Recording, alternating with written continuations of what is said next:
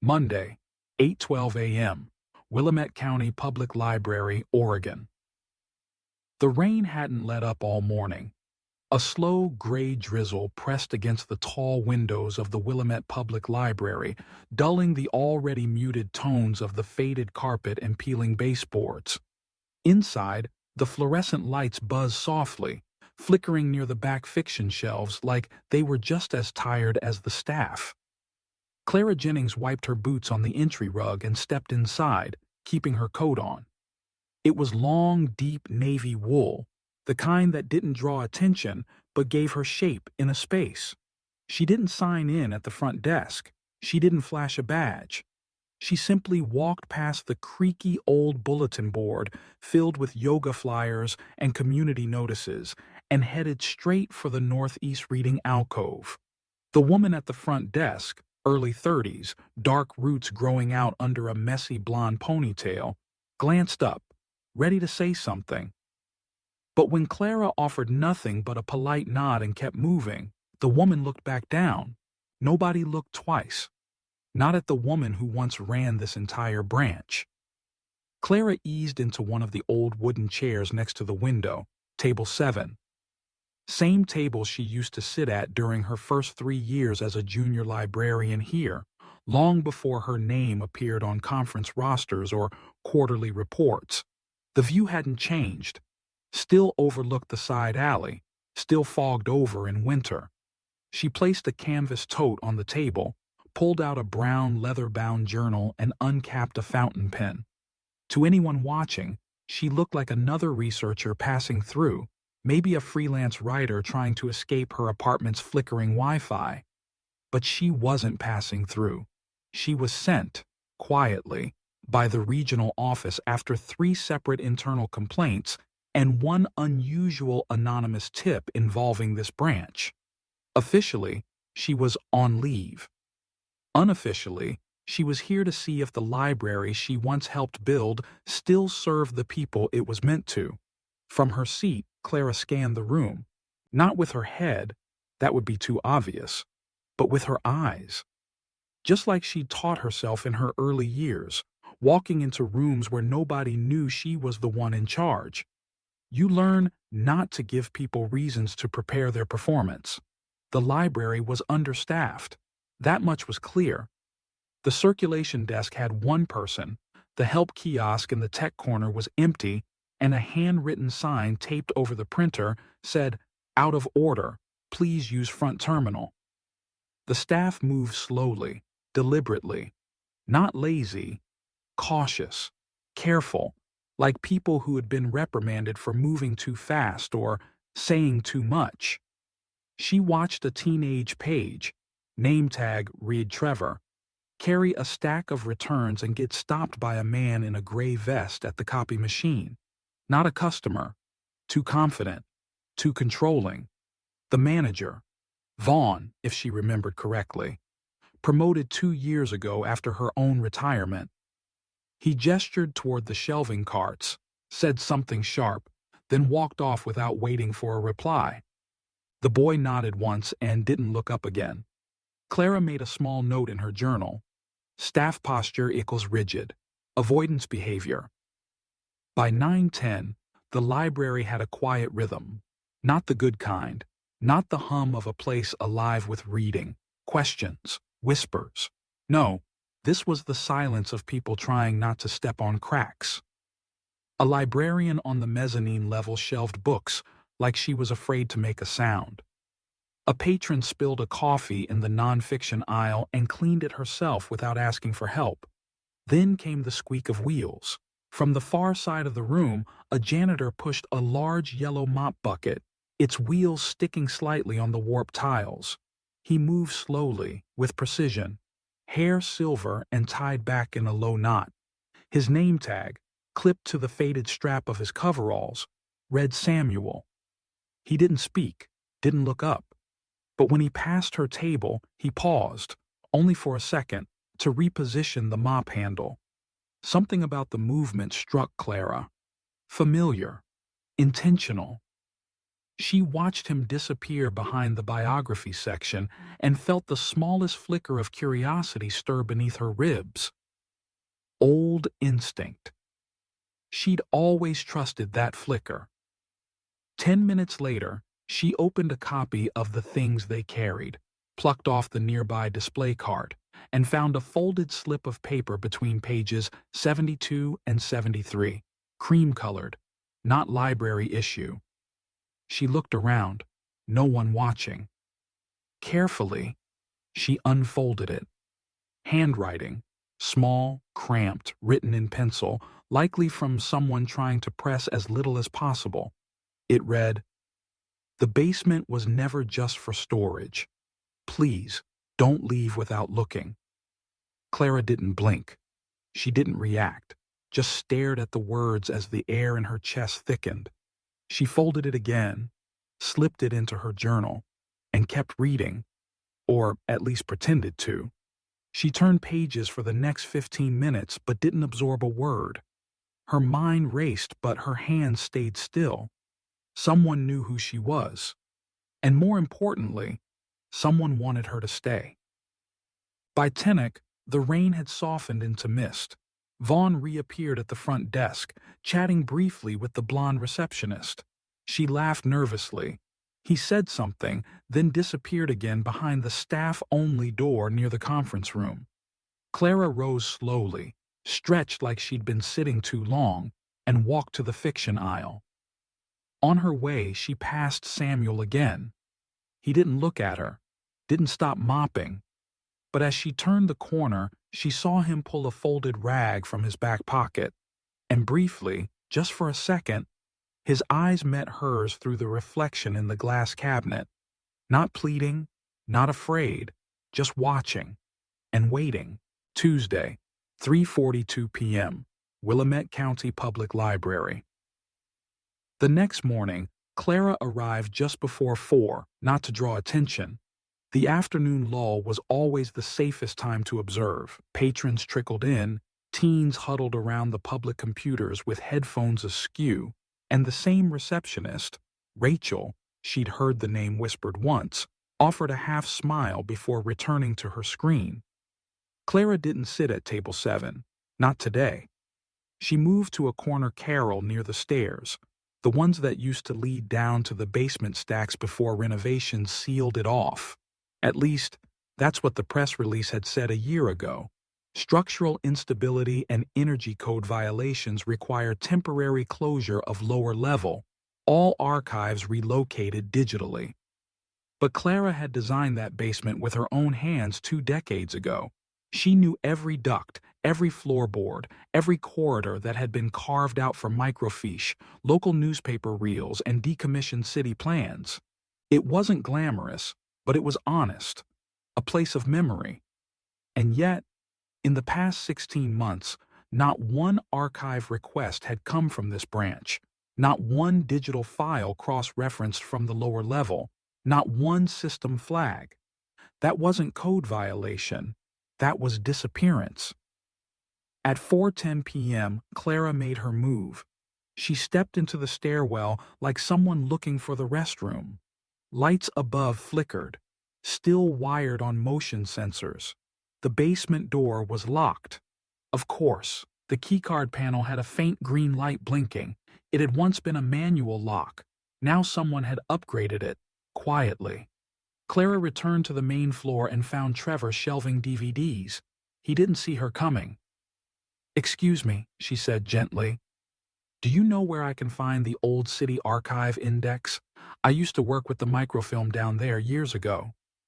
Trevor blinked. He hesitated. "Oh, we don't really use that anymore," he said, glancing over his shoulder. "That stuff's all been moved to the state archives or digitized. I think." "You think," she repeated. He scratched his temple, uneasy. "I mean, that's what Vaughn says. No one really goes down there. Door's been locked since I started." "How long's that been?" 10 months, he swallowed. "He told us it's under inspection, but I've never seen a contractor come through." Clara nodded, as if satisfied, and walked away. But inside, Something clicked. Locked door, no inspections, and no one asking why. At 4:53, as the sky turned bruised purple and most of the crowd began to thin out, Clara waited until Vaughn disappeared into his office, which he always did between 4:50 and 5:10. She checked her watch, waited 2 more minutes. Then she slipped into the microfilm room. It was dusty, mostly unused. A single drawer had a faded label, Basement Access Log, 2001-2016. She opened it, and there, beneath old visitor logs and cassette-based training tapes, was the corner of something else, a key, old brass, slightly tarnished, tied to a yellowed tag that read B1 AV Vault. She held it a moment in her palm, felt the weight. The memory of her own fingers cutting keys like these during the branch's first construction phase came back fast. They'd installed a redundant manual system in case of card failure, a quiet, just-in-case protocol she herself had insisted on. Clara slipped the key into her pocket and returned to the stairwell. This time, it fit. The lock turned with a reluctant click. She pushed the door open and stepped into stillness. The basement smelled of damp paper and rusted shelving. Only one of the ceiling bulbs flickered to life, casting a cone of pale amber onto the middle of the floor. She walked slowly, breathing through her nose, one hand trailing along the wall. Everything was as she remembered. But something was wrong. The tables weren't aligned. The catalog carts were missing. A tarp covered the center aisle, large, dark, and heavy. She pulled it back. Underneath were wooden crates, 3 of them, unmarked, not library issued. Clara leaned down and opened the top of one. Inside were books, old books, rare books, a copy of Faulkner's The Reivers, original first edition, a leather-bound city census from 1901, several university press collections stamped with "Do Not Circulate." Clara froze. These books were missing. She remembered the emails, months ago, from another branch director asking about unusual weeding practices. Vaughn had been vague in his response. Surplus transfers, mislogged removals. This wasn't surplus. This was theft. She moved to the second crate. The same. More missing materials. One still had a library barcode, torn halfway off. Her mind was still processing when she heard a soft sound, something behind her. She turned, but the hall was empty. Just the soft echo of dripping water somewhere far off. She stepped further in, past the forgotten shelves, toward the far wall, once used for climate-controlled archives. And then she saw it, a locked metal cabinet, not standard issue. She touched the handle, locked.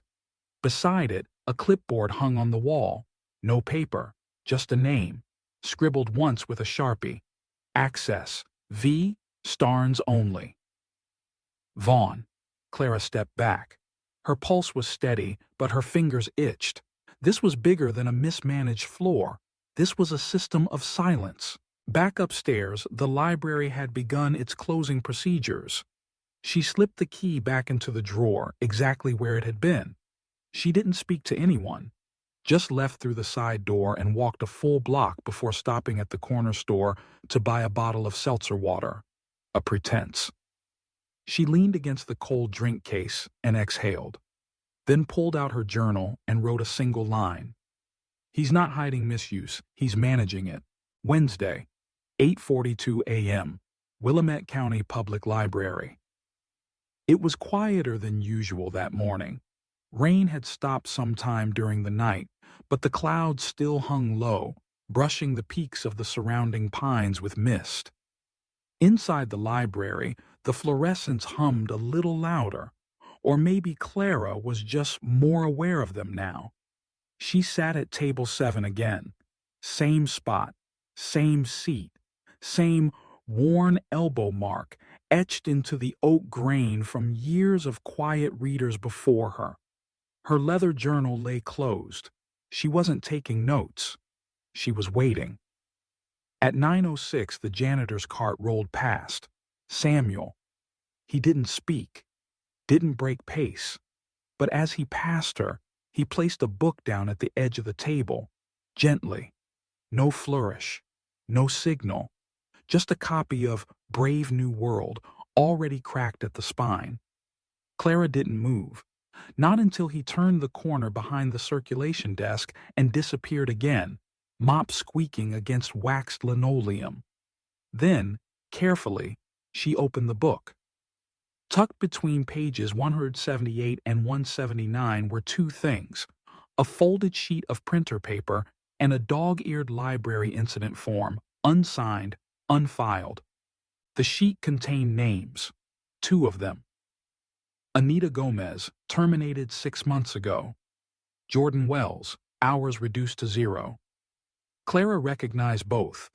Anita had worked circulation for over 8 years.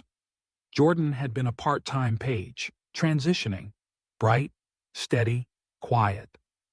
Both had filed minor HR complaints against Vaughn in the past. Both had vanished from the schedule without formal notice.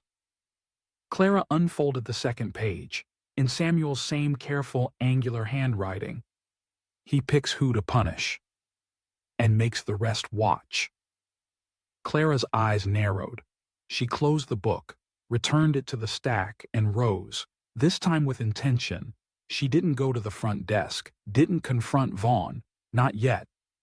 She walked into the small reading annex by the community board, waited 30 seconds, then moved through the narrow service hallway, connecting to the staff lounge.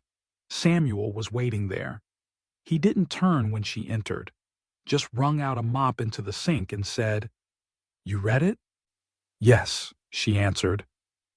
He nodded once, then leaned on the handle of the mop as if it were the only thing keeping him from collapsing. "I wasn't sure you'd still be here." "You asked me not to leave," Clara said. "I don't take that lightly." Samuel finally turned. Up close, she saw it. The tiredness under his eyes wasn't from age. It was from watching things too long without being able to act on them. "Why now?" she asked quietly. "Why reach out to me?" "I remember when this place opened," he said. "You made sure the janitorial closet had a heater. First time I ever saw that. Most places shove us into a cinder block box and call it good." Clara blinked, surprised. "I remembered you," he added. "And when I saw you come in Monday, no badge, no name tag, just watching. I figured you were the same woman who used to stay late and shelve returns when we were short-staffed. Figured maybe you came back for a reason." "I did," she said. Samuel nodded again. Clara hesitated, then lowered her voice further. "The basement. What's really going on?" He didn't answer right away. Walked to the far end of the hallway and cracked the door to make sure no one was coming, then closed it gently. "Vaughn uses it to store more than old books," he said. "Private ledgers, off-the-book shipments. I've seen crates come in after hours. No tracking slips, no barcodes. Just unmarked boxes he insists are city materials. He's moving materials illegally? Maybe. Or maybe he's just hiding them. Either way, no one asks questions." Clara crossed her arms. "Why not?" Samuel looked her dead in the eye. "Because he files write-ups for nonsense. Because hours disappear from schedules. Because complaints vanish before they're processed. Because when Anita asked why the tip jar was gone from the cafe, she was let go for conduct. Because Jordan asked why their hours dropped after one conversation with Vaughn and was never put back on the schedule." Clara felt something shift in her ribs. A hollow, familiar. The kind that comes when you realize how deeply someone's fear has been woven into the fabric of a place. "Why are you still here?" she asked. Samuel gave a half smile, sad and resolute. "Because someone's got to stay and see it all. Otherwise, people think it's just their fault." That night, Clara didn't sleep. She sat in her tiny motel room, pen in hand, writing everything she'd learned, from the locked basement to the incident form, to Vaughn's name on the unmarked clipboard, and one sentence underlined 3 times. They don't report problems. They remove people who notice them. She stared at it until the ink blurred. Then she picked up her phone and called a number she hadn't dialed in nearly 5 years. "Donna," she said when the voice answered. "It's Clara Jennings." A pause, then, "Well, I'll be damned." "I need access to the internal HR audit system," Clara said, quietly. "Clara," Donna said, her voice lowering, "you're not on payroll anymore." "No," Clara said, "but I helped build the policies that let you flag undocumented terminations, and I know you still believe in them." A silence, then, "You've got 48 hours. After that, I'm legally required to report it up." Understood. She ended the call, and knew tomorrow things would break open. Thursday, 6:12 p.m., Willamette County Public Library. Closing time. The fluorescent lights overhead dimmed slightly on an automatic timer, casting long shadows across the reference shelves. Patrons were gone, chairs stacked, computers logged off. And from the hallway behind the staff room, Clara moved, quietly, deliberately, through a door that hadn't been opened in years. She held the brass key in her palm, the one she'd quietly retrieved again from the microfilm drawer earlier that day. It turned with a soft, metallic clunk. The basement door opened. This time, she carried a small flashlight in her jacket pocket. No sound. No footsteps. She moved through the stillness like memory. The crates were still there. The rare books. The torn barcodes. But she didn't stop. Instead, she made her way toward the rear wall, past the old server rack, past the unpowered microfiche reader, to the last storage closet where Samuel had quietly gestured earlier that day. "Look for the place where the tiles don't echo.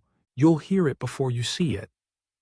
She paused, listened, and there it was, the faintest shift in acoustics, a deadened sound beneath one patch of floor. She knelt, pulled back the corner of a dusty rug. There, under the cheap laminate, a seam, loose. She pried it up with the thin edge of her library card and found a hollow. A wooden compartment carved between beams. Inside, a black leather-bound ledger cracked at the spine, a stack of sealed bank envelopes, a USB drive wrapped in a rubber band, and a city purchase requisition stamped with Vaughn's signature and a false department code. Clara opened the ledger first.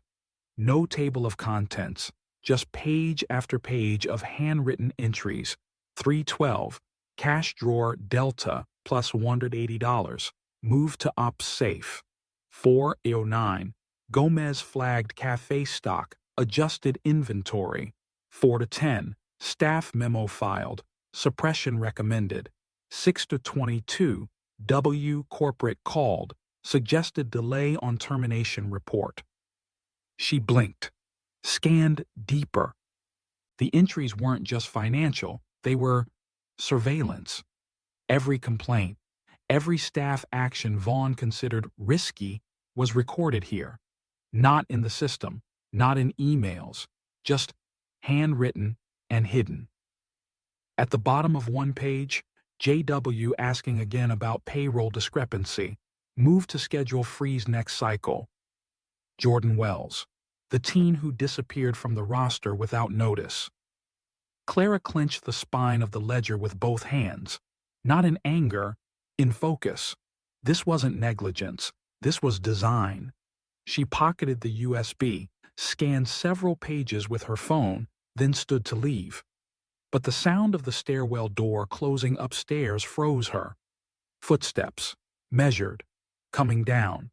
She clicked off her flashlight, pressed into the shadows beside the old map cabinet, waited. The light above the stairs clicked on. Then the voice came. I figured it was you. Vaughn. His steps echoed as he descended, slow and certain.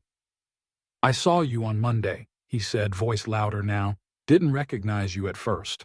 But then I remembered your picture in the director's newsletter a few years back. You've aged.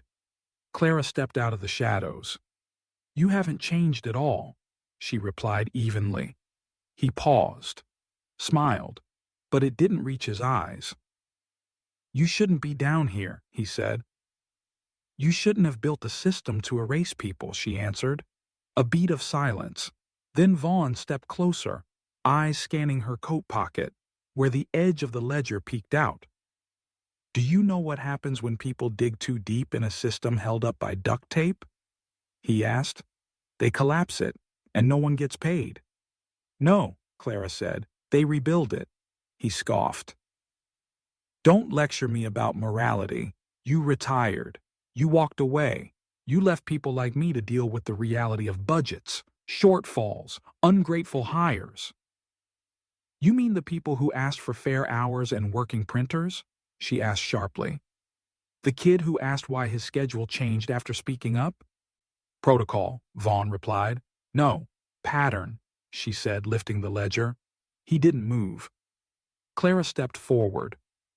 You built a prison inside a library, Vaughn, and you turned silence into a condition of survival. He smiled again, this time colder. And you think you'll fix it with a few photos? That you'll run to Donna and play savior? No, Clara said. I already did. She gave me access 2 nights ago. That wiped the smirk. I've filed the incident forms, uploaded this ledger. The system you corrupted is now working against you. For the first time, Vaughn's confidence cracked.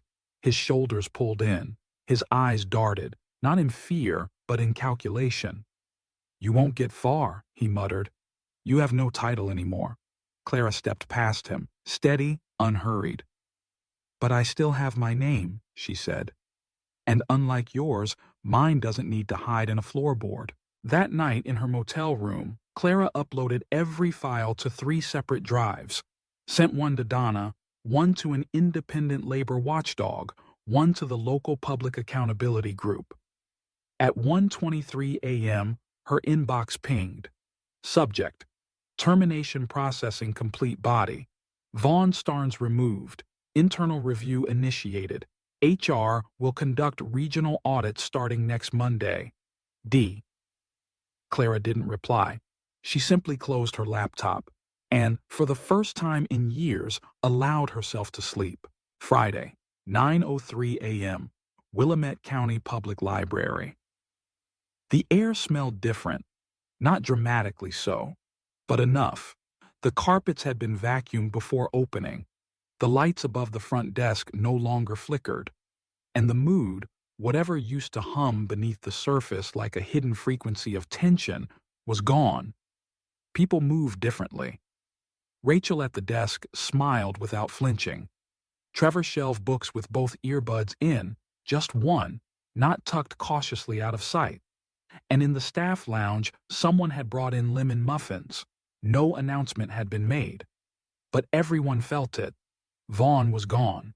Clara stood in the community room, clipboard in hand, as the entire staff gathered around mismatched chairs from the reading area. No podium, no formality, just space, open and overdue. She cleared her throat, not to command silence, but to enter it. I know most of you don't know who I am, she said, and maybe that's for the best, because today isn't about me. She paused. It's about who stayed, and who kept showing up when things weren't fair. A hush fell, not out of fear, but out of attention. I founded this branch 19 years ago, left the day-to-day 6 years back. And I came here this week because something didn't feel right anymore. You all confirmed it. She looked across the room, at Trevor, at Rachel, at the quiet cataloger in the back whose name she'd learned yesterday, Mrs. Lentz. And one person made sure I didn't leave before I truly saw it. She turned. Samuel stood just inside the doorway. mop cart beside him, same quiet posture. But today, he met her gaze fully. "Samuel," she said, "you reminded me that justice doesn't always enter loudly. Sometimes it arrives in pencil." There was no applause, only nods, eyes glistening, shoulders finally lowering from months, years of quiet. Monday, 7:41 a.m. Clara arrived early. The sky was clear for the first time in days. Sunlight spilled across the floor through the tall windows, warming the tiles in soft patches. She stepped into the janitor's closet to leave a thank you note, but the cart was gone. No name tag on the hook, just a folded envelope taped to the inside of the supply cabinet. "You saw enough. I'm needed elsewhere. You've got it from here." There was no signature, none needed. 3 weeks later, the library looked the same. Same brick, same posters, same creaky hinges on the YA cabinet door, but it felt different. Anita Gomez had returned, rehired without hesitation, this time as programming lead. Jordan Wells had resumed part-time hours and now ran a weekly workshop for LGBTQ+ teens on media literacy. And Clara?